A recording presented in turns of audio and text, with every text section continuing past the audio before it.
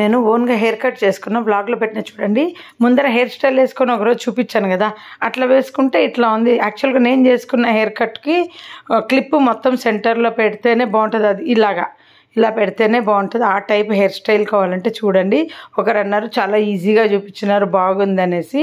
మనమే ఓన్గా చేసుకోవచ్చండి, ఏం పెద్ద ప్యారలల్కి వెళ్ళనక్కర్లేదు. మనం యూట్యూబ్ చూసి ఎవరికి ఎలా కావాలో అలా చేసుకోవచ్చు చక్కగా. అంటే యంగ్ పిల్లలు అంటే స్టెప్ కటింగ్లు అవి ఇవి చేసుకుంటారు. మన ఏజ్కి అయితే మనం అలా ఏం లేదు కదా. మనకు 2 కట్స్ కావాలనుకోండి, పైన హాఫ్ చేసుకొని మళ్ళీ కింద హాఫ్ను చేసుకోవచ్చు. అలాగా నేనే చేసుకుంటాను. అందుకని ఎవరికైనా ఇంట్రెస్ట్ ఉంటే చూడండి. నావి ఇంకా కొన్ని వీడియోస్ కూడా ఉన్నాయి, లాంగ్ వీడియోస్లలో చాలా బాగా వ్యూస్ వచ్చినాయి వాటికి. నా పాత వీడియోస్ అన్నీ చాలామంది చూస్తున్నారు. చాలా థ్యాంక్స్ అండి. షార్ట్స్, లాంగ్ వీడియోలు ఓపెన్ అయినాయి అంటే తెలుస్తుంది మాకు నోటిఫికేషన్లో ఈ వీడియోస్ ఇవి చూశారు అనేసి. ఇంకా అంతా నేను ఇది సర్దుకుంటూ బిస్కెట్స్, స్నాక్స్, మా ఇంట్లో ఇన్ని ఉంటాయి కదండి. ఎవరన్నా వస్తే బాగా పెడతామండి స్నాక్స్. కానీ ఏముంటాయి అవి లేకున్నా కానీ బయట తెచ్చి పెడతారు చాలామంది.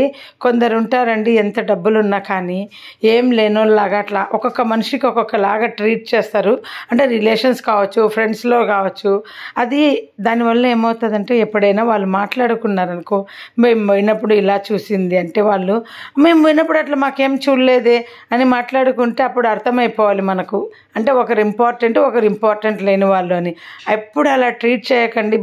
బంధువులు కానీ ఫ్రెండ్స్ కానీ ఏదో ఒక రోజు ఓపెన్ అవుతారు, మేము పోతే ఇది చేసి పెట్టినారు అట్లా. నేను అందరినీ సమానంగా చూస్తాను.